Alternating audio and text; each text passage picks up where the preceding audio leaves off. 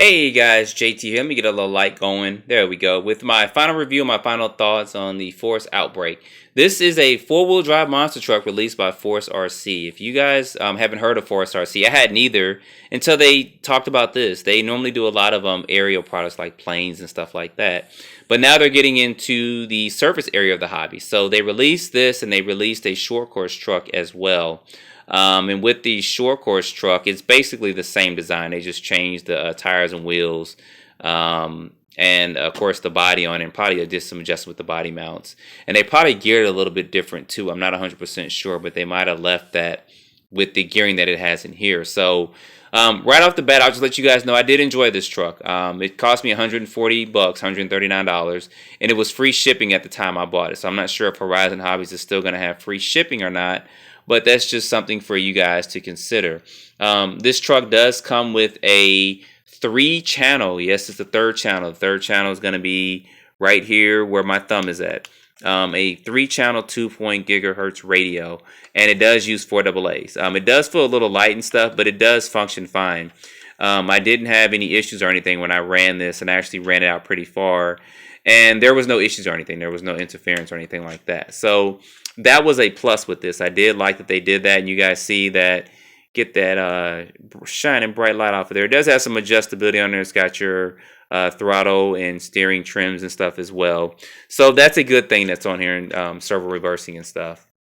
It may take a little bit getting used to because you guys are probably used to different things, but it serves the same functionality. So anyway, with the truck, I've run this truck a lot. I've run it more than I've showed videos for, and I did bash it a lot. I didn't try to break it, but nothing broke on the truck. The tire compound and stuff was fine for it. You guys see it kind of has that tractor-trailer V-tread, but you see it's got little holes in there, so that helps the car get a little bit more traction. And the tires aren't too soft to where you're going to traction roll or they're going to wear down. They're not too hard to where you're not going to get any traction with it. So I didn't have any problems or any issues with the tire compound. I did run it in some mud and, you know, some wet surfaces and stuff and didn't have any problems. Body and stuff held up fine. There was no problems with this with the body or anything. Now, there are a couple of things I do want to point out. I know that this truck resembles the ECX four-wheel drive line of cars, and then some of the Nitro RCX, like the Bowie and stuff like that. So I do want to point out a couple of things with that because I know you guys probably have questions on that or may have seen that. So getting this off, want to let you guys know there was one thing that I did not like too much with the design in this, and that's this battery tray. So I'll go ahead and cover this real quick. So it comes with a 6-cell battery, and you guys see that fits in there, and you can use a 7-cell flat. Just take this out, and this clips right down. The problem comes in is if you use a LiPo battery that's got actually, get this over here real quick, that's got the plugs and stuff coming out to the left and even somewhat to the right, just depends on which one you use. But I had problems with this one because all mine come out to the left. You see that it's hard to close this down. You really got to try to force this down. You're going to pinching your wires and stuff. You can try to turn the battery this way, but it's still, as you see there, kind of pinching on there. And I think I actually, when I ran it a few times, I did turn it that way just to get some runs and stuff out of it. So if you do get a LiPo battery that has that, and they're not sticking out to this right corner here, and it's still probably going to push in a little bit there, I do recommend you making a quick modification and maybe cutting some of that out or cutting this over here. That way you don't have to worry about messing up your LiPos and tearing these cords and everything up in there. So that was just my one gripe, you know, about the truck. It's not a showstopper, but that was something about the truck that I just wish that they need to improve that design on. So if you designers are watching, you come out with a version 2, yeah, I need to improve on that. So, but anyway, a quick comparisons with this and some of the other trucks that are on this design. So you guys know that Nitro RCX has the Bowie in stock, and it is $119, and this is $139. Now the difference is going to be in the electronics. The Bowie comes with one of those 2-in-1 units where the ESC and the receiver are one unit, unlike them being 2 separate units here. So with you paying a cheaper price, you are going to kind of pay what you get for there. It's not to down the Bowie or anything, but I'm not a big fan of those 2-in-1 units because let's say you burn your motor up or you burn your ESC up or something like that, and then you want to change it out. You got to change out the whole system. You can't just change out the ESC. Or if you want to get a better ESC, let's say it comes with a 25 amp brush ESC and you want to go to a 35 or 40, you can't do that. You got to change out that whole system, which means the radio and stuff in order to fit that in there. So you got to get another ESC and a radio. With this, you don't. So I think this is worth the extra $20 because you get better electronics and you also get a better servo. You guys saw in some of my videos, I kind of bragged on the servo because I was impressed at how strong the servo was. Now, these tires aren't big monster trucky like some of the ones you expect, so it does help it with, you know, turning a little bit quicker because they're not as heavy.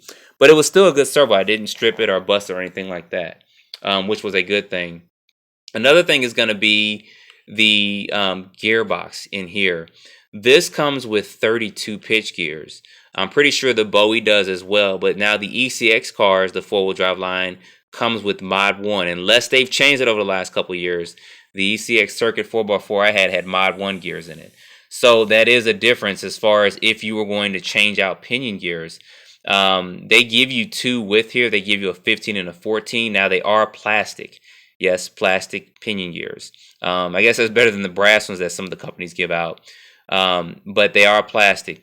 So you guys saw that I ran this on a 15 tooth, and I said it was kind of hot after I ran it with a 2S LiPo. Then I ran it with a 13. I think if you run this on a track, a 13 may be the best on an indoor track because it's going to give you the acceleration. A 15 is just not going to get that acceleration you need with this system. But I think the 14 that they give you is going to be kind of just right for running this. So that is something to consider with this as well. Between this, of course, the ECX ones and a couple other ones as well. So the ECX cars are going to cost more than this. I think the Ruckus 4x4 is $269, and that's for the brush car. And then this is $139, and then the Bowie is going to be $119. So they're all based on this same chassis and platform. You're just kind of paying for some of the extras with it. And I think that the price point that they set for this is fine for this car. You guys see I did run it a lot. I did run it out there in some water stuff, so it does have a little bit of rust and stuff there, but I can just put a little WD-40 on that and get that out. It does come with dog bones in the rear, and then it's, of course, it's CVDs. I showed you guys that in the front, unless I didn't show you. Now you see there. And the body mounts are adjustable as well in the rear and also in the front. And there's another little cool thing I wanted to show to you guys is this bumper. You see it's kind of almost spring launched there. So if you get impact, this is going to kind of push in. So it's not just one solid plastic piece where you hit something, this ends up breaking. It does kind of give a little bit. So you see that in the front and also in the rear, which is good. I mean, if you hit something with this being brushed, you're really not going to break anything. But if you start going brushless, I think that you're going to need that bumper. So I do plan on going brushless with this, and I'll let you guys know when I go brushless kind of what I'm going to do with it. I'm probably just going to run 2S on it. I'm not going to do 3S unless it's just to do a speed run with it. But that kind of defeats the purpose just to do that, just to run down the street once or twice, and that's it if I ran it on 3S. So I will be putting a mild brushless system in here and just driving it so that you guys can see how this thing handles. Now, I know the Bowie comes brushless for $199, I think it is. But it's out of stock. That's another thing. They're just always out of stock in Nitro RCX, which is kind of confusing and frustrating to me because there's kind of a demand for it, but they just can't seem to keep those in stock. And I think that comes with a 3000 kV motor. I'm not sure. It's probably like a 40, 50, 60 amp speed controller. But anyway, with this truck, guys, I haven't had any problems, any issues with it. I've run it a lot and nothing has broken on it. One thing is if you do change out the pinion gear and stuff, this is kind of constructed differently than what you think. There's no screws that actually go in there or predefined holes where you can mount different pinion gears and stuff. This kind of, as you put this in, you got to kind of turn it, and then it actually lines up with the spur gear that's on here, and then you actually put these screws in and seal that down. So that's interesting because that's kind of the same thing on some of the other cars that are built on this same platform too. For a beginner, you may want to have an expert help you with your gear mesh because you could not get this right, end up stripping your spur gear. Then you got to take all that out. And that's going to take you a long time as a beginner to do. Even as an intermediate person, it'll take you a while because you got to take all that out and change out the spur gear and stuff. So that is something that I do recommend that you guys do if you're a beginner, is just get somebody who knows a little bit more about setting the gear mesh and adjusting the center to help you with that. So, but all in all, guys, I've enjoyed this truck. There was no problems or issues with it. The battery tray was one of the biggest things for me there, but it was no big showstopper. I was still able to run it on 2S, so it just depends on what kind of 2S LiPo battery you have and how you're actually going to run that. So that's going to be if I can get this tube up in here, that's going to be my final thoughts and my final review on this truck. For $139, I think it's a pretty good deal and pretty good price considering the platform and the other ones that are designed on this platform. I think this would be your better buy between those platforms. And like I said, that's just my opinion. Like I said, the Bowie 2-in-1 speed controller and ESC, or speed controller and receiver, I'm not a big fan of that. You're going to have to upgrade that later on. The ECX cars are going to cost a lot more, but you can find parts on Horizon. And you can even find some on Nitro RCX. So if you start breaking stuff with this, you can find some parts there for it. Real quick with the shocks, I just popped this out too. The shocks, take this off real quick, are plastic body, but they do come with like an aluminum cap over top of it. So when I flipped this a couple times, the shocks actually didn't explode out and shock oil didn't go everywhere. And there is some adjustability. You guys see right there.